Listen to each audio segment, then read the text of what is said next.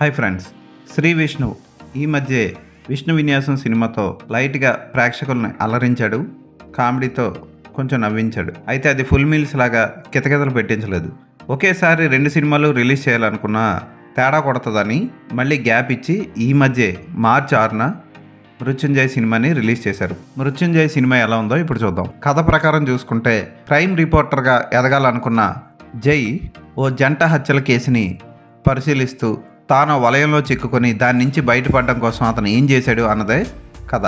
దర్శకుడు హుషేన్ షా కిరణ్ పర్వాలేదనిపించేలా తీశాడు ఈ థ్రిల్లర్ని. ఈ క్రైమ్ థ్రిల్లర్ అందరినీ ఆకట్టుకుంటుందని ఖచ్చితంగా చెప్పలేం, కానీ కొంతమందికి మాత్రం ఖచ్చితంగా నచ్చి తీరుతుంది.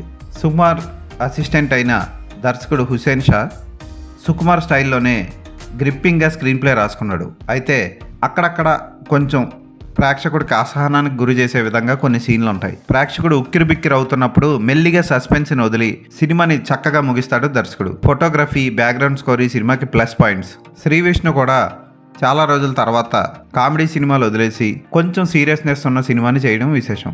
దానికి అతను మెచ్చుకోవాలి. ఎందుకంటే ఈ మధ్య ఒకే టైప్ సినిమాలు తీసేస్తున్నాడన్న ఫీలింగ్ కలుగుతుంది జనాలకి. దాంతో ఈ సినిమా చూసిన వాళ్ళకి కొంత రిలీఫ్ వస్తుంది. విలన్గా నటించిన ఆర్యన్ ఓకే అనిపిస్తాడు, తన పాత్రతో మెప్పిస్తాడు.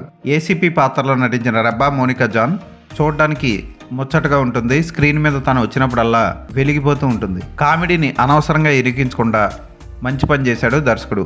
సుదర్శన్, రచరవి పర్వాలేదనిపిస్తారు. క్రైమ్, సస్పెన్స్, థ్రిల్లర్స్ ఇష్టపడే వాళ్ళు ఈ సినిమాను ఒకసారి చూడొచ్చు, పర్వాలేదనిపిస్తుంది. ఈ సినిమాలో చైల్డ్ సెంటిమెంట్ పర్వాలేదనిపిస్తుంది. పాటలు లేకపోవడం పెద్ద ప్లస్ పాయింట్. ఈ సినిమాకి నేను ఇచ్చే రేటింగ్ 3/5.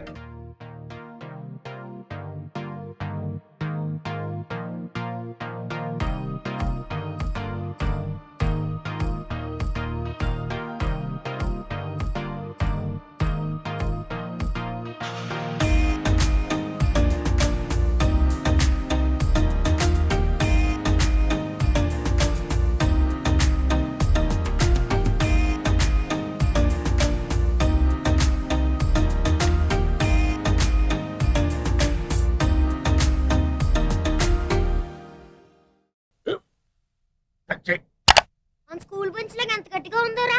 కొట్రా, కొట్టు, పర్లేదు, కొట్టు. అబ్బా చైన్ పెట్టేసింది బాబాయ్. ఆ, నీకు నొప్పి. ఏంటి ఆ, నువ్వు కొడతావా? కమా బిట్ మీ యార్. వద్దు బాబాయ్. వాడిని నేను కొట్టడం లేదమ్మా, వాడినే నన్ను కొట్టమంటున్నాను. ఆ. నువ్వేం కంగారు పడక్కర్లేదు. అడుగుతావేంటి?